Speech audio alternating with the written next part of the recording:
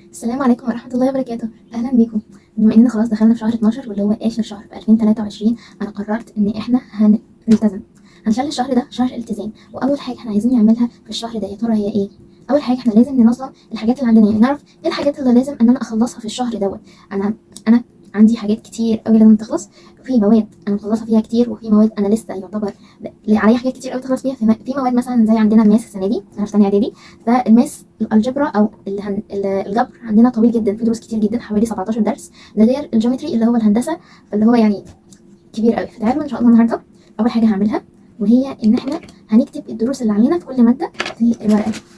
ناخد الورقه دي كده اهو وهنقسمها. نقسم اللغه العربيه، عندي درس كذا كذا كذا كذا، المفروض انهم يخلصوا في الشهر ده. بما ان طبعا اغلبنا لما بيعمل جدول ما بيمشيش اصلا على الجداول، فاحنا مش هنعمل جدول، احنا نكتب كل اللي علينا ونخلصه. اول حاجه هعملها وهي ان انا هكتب اول ماده، الماده اللي انا عليا فيها حاجات قليله تخلص، وبعد كده هبتدي بقى في المواد اللي هي عليا فيها دروس اكتر. زي ما انتوا شايفين، يعني انا مثلا كتبت الدراسات الاجتماعيه، بكتب الدراسات الاجتماعيه الجغرافيا مثلا اللي هي الوحده التانية، عندي الدرس الاول والتاني مثلا. التاريخ عندي الدرس كذا وكذا.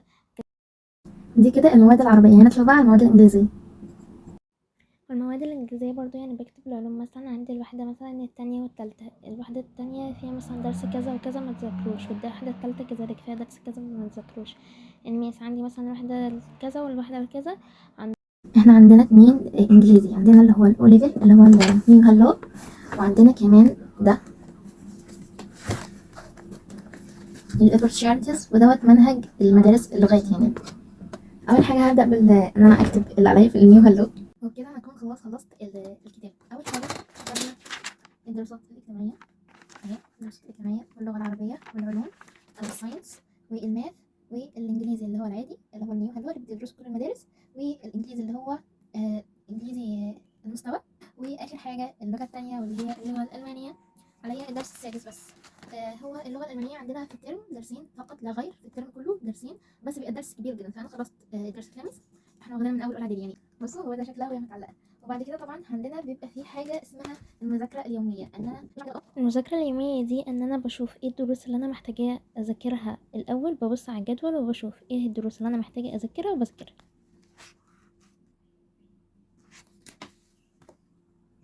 هنا انا كتبت ماس والدرس الرابع والخامس بس في الوحده التانية. ما بكترش على نفسي وبكتب 600 درس او عايزه اخلص نص الورقه اللي فيها دروس كتيره جدا دي وابقى البت الخارقه، لا. انا بكتب دروس على قد ما انا هقدر، ده غير ان انا كمان عشان عندي حفظ القران. مثلا لو في بنت بتحفظ قران فانا مثلا بحفظ قران، فلازم برضه ما اهملش الحفظ بتاعي، يعني لازم ان انا اذاكر واحفظ. فما ينفعش ان انا احط دروس كتير وفي الاخر ممكن ما التزمش فيها فاحبط. فاحنا في الجدول ده بنكتب بطريقه عشوائيه، مش عاملين جدول معين مثلا يوم كذا هندرس كذا لغايه اخر الشهر، لا. بس احنا مطلوب منا اخر الشهر ده او قبل الشهر باسبوع نكون مخلصين كل دوت، عشان هيبقى فيه برضه جزء المراجعه او الحل. فاحنا كل يوم بنكتب المذاكره اليوميه اللي هنقدر نخلصها من الجدول دوت. المهم استنى مني فيديوهات كتير جدا، هنشوف هنعمل ايه في شهر 12 وازاي نستغله احسن استغلال في المذاكره. و بس يا رب تكونوا استفدتوا من الفيديو، ولو الفيديو عجبكم متنسوش تحطوا لايك واشتراك في القناة عشان نكبر وفي ناس كتير قوي تستفاد من الطلاب. وسلام.